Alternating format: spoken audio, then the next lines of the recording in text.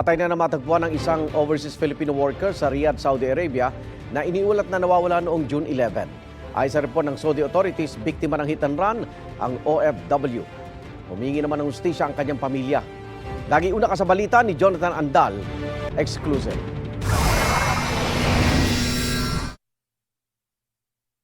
Noong June 11 pa, hinahanap sa Riyadh, Saudi Arabia ang 30 anyos na OFW si Juljiri Agong. Pero makalipas ang 4 na araw, natagpuan siyang patay na. Gin-hold up daw, tapos pinapunta sa disyerto.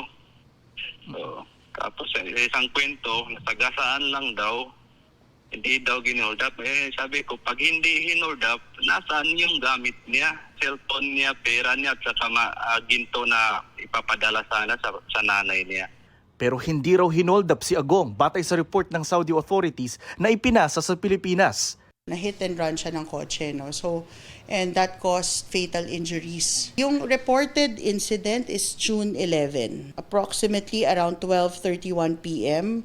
habang tumatawid sa King Salman eastbound road at a non-designated pedestrian crossing. So, yun ang natanggap namin.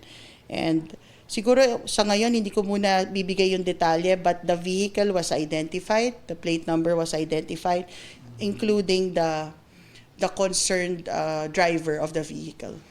Sisikapin daw ng OWA na makakuha ng kopya ng CCTV ng insidente. Meron din daw silang abogado sa Riyadh na tutulong sa kaso. Hustisya lang po.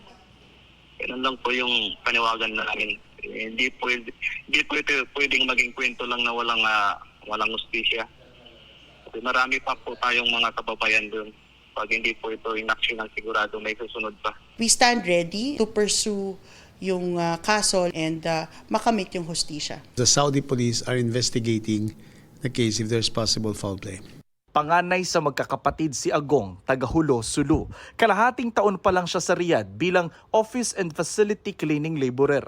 Sa ngayon, ang desisyon daw ng pamilya, doon na sa Riyadh ilibing si Agong alinsunod sa tradisyon ng mga Muslim. Nangako naman ang gobyerno ng tulong, kabilang na ang financial assistance mula sa OWA at DMW. Itong unang balita, Jonathan Andal para sa GMA Integrated News.